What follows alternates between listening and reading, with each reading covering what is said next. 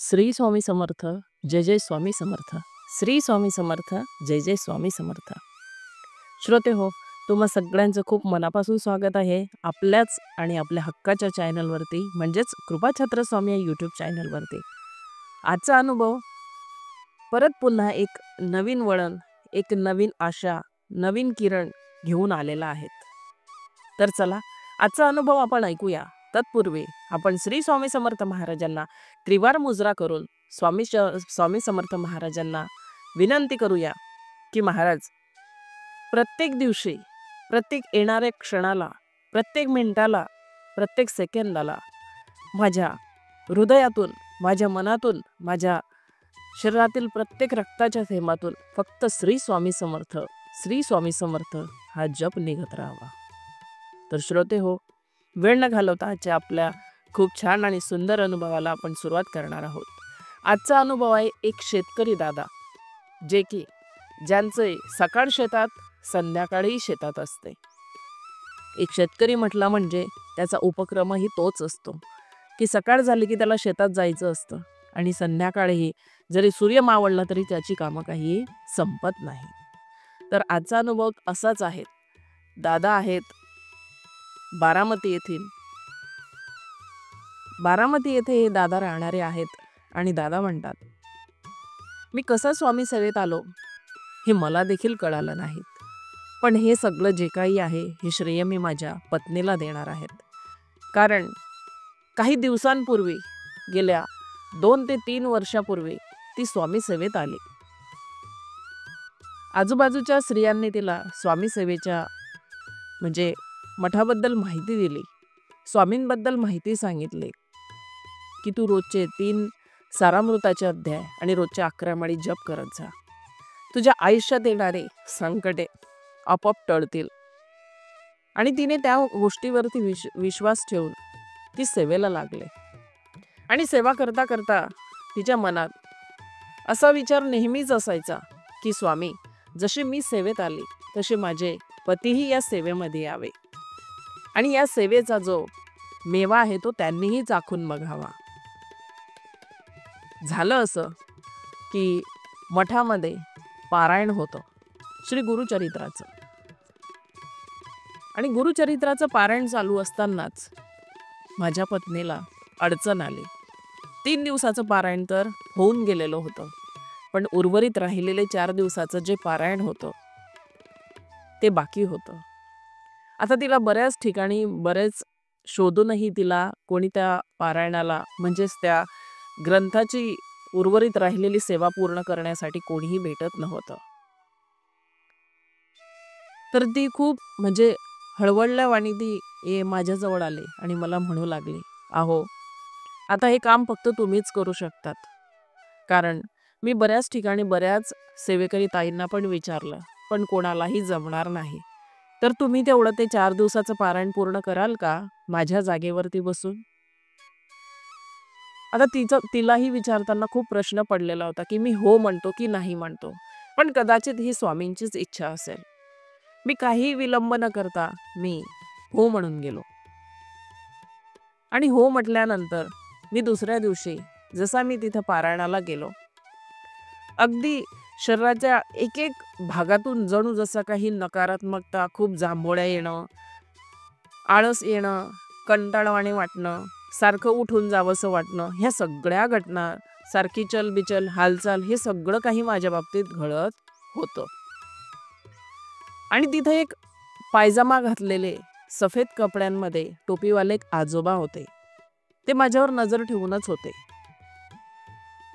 मी किती हलतोय, किती नाही, मी किती जांभोळ्या देतोय आणि किती कंटाळवाण्याप्रमाणे मी ते करत होतो, ती सेवा गुरुचरित्र ग्रंथाची. झाला 1 दिवस झाला, 2 दिवस झाला, 3रा दिवस झाला आणि 4थाही दिवस पार पडला. पारायण खूप छान झालं.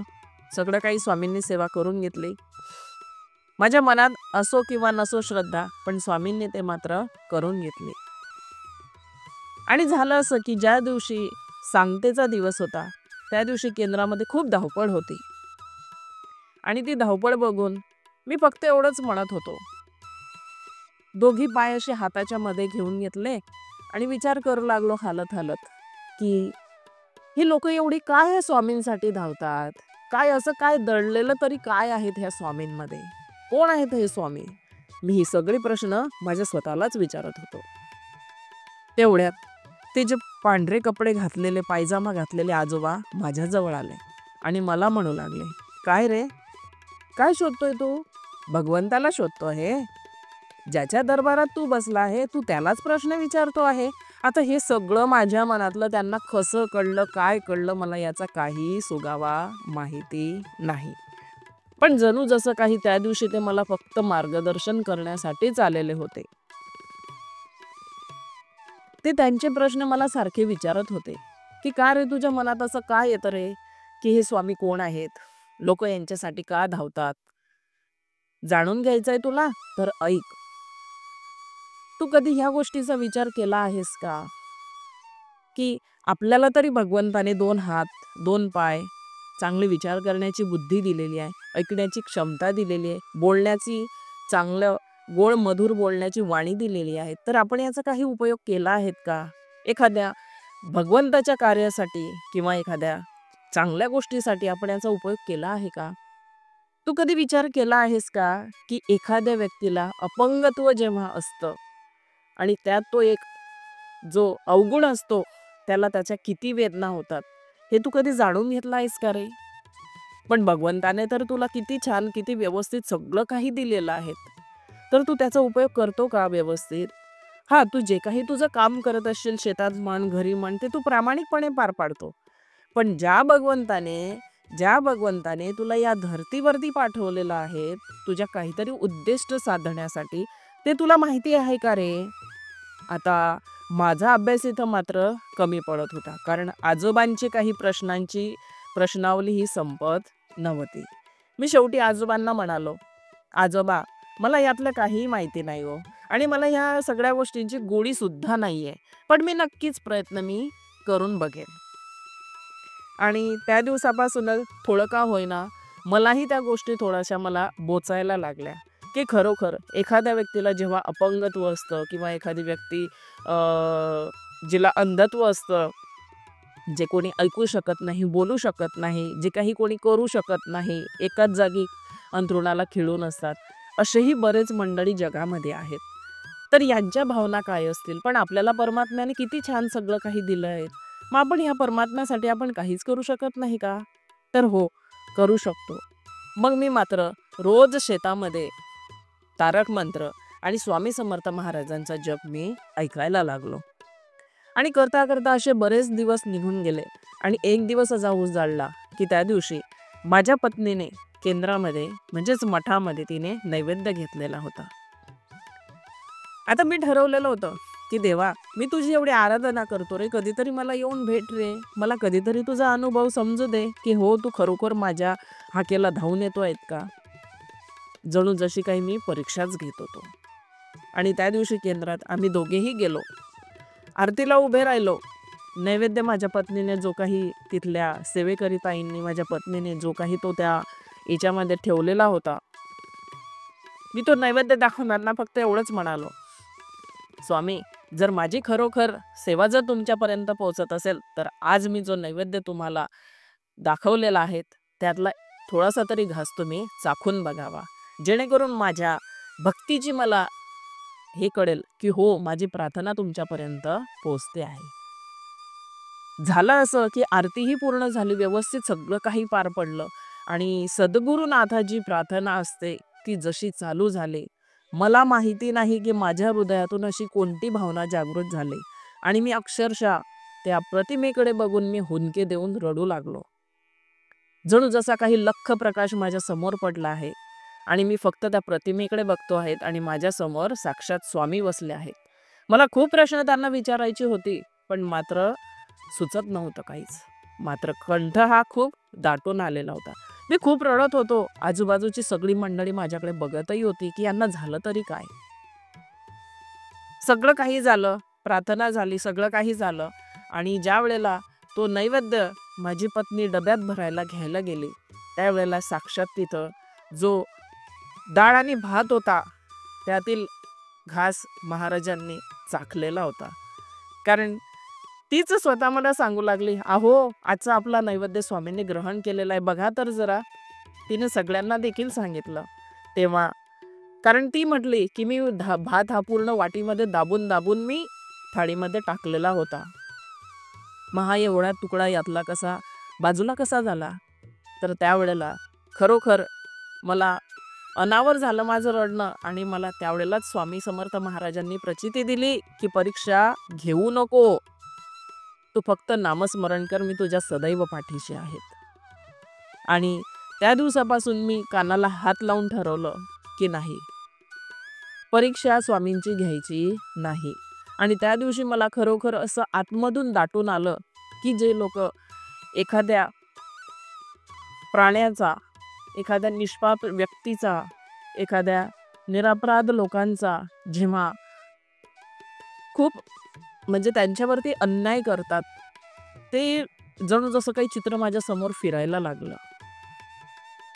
मग ते एखादी कोंबडी असो, बकरी असो, याप्रमाणे माझ्या म्हणजे त्यावेळेला माझ्या डोक्यातल्या ज्या भावना होत्या त्या अगदी कुठपर्यंत जाऊन पोहोचलेल्या होत्या हे मीही सांगू शकत नाही. खूप प्रश्न अगदी एकामागे एक माझ्या डोक्यामध्ये सारखे फिरत होते. पण त्यातून एकच महाराजांनी मला जाणवून दिलं, की "हे बघ, तू आता परीक्षा घेऊ नको. तू आता फक्त नामस्मरणाचा वारसा हा पुढे चालू ठेव." आणि मी त्या दिवसापासून मी खरा स्वामी भक्त झालो याची मला खूप म्हणजे एक प्रकारे मला खूप आनंद वाटला, की हो, नकळत का होईना, पण माझ्या हातून स्वामी महाराजांनी ती गुरुचरित्राची ग्रंथाची सेवा माझ्याकडून करून घेतली आणि काही काळातच मला प्रचितीही दिली. आणि खरंच सेवा करताना कधीही प्रचितीची वाट बघू नका, की स्वामी मला प्रचिती कधी देतील. आपल्या आयुष्यात असे बरेच गूढ दडलेले असतात, की ते पूर्ण निस्तारता आपला बराच वेळ जो काही सेवेचा असतो तो त्यात निघून जातो. श्रोते हो, दादा सांगतायत, सेवा करा पण त्याचं मूल्यमापन अजिबात करू नका. मी तर एक साधारण शेतकरी आहे. माझ्या हातून ज्या काही कळत नकळत ज्या चुका घडल्या त्यावरती स्वामी महाराजांनी पांघरून घातलं आणि मला माझ्या पाठीवरती एक थाप दिली, की "भिवू नको, मी तुझ्या पाठीशी आहेत."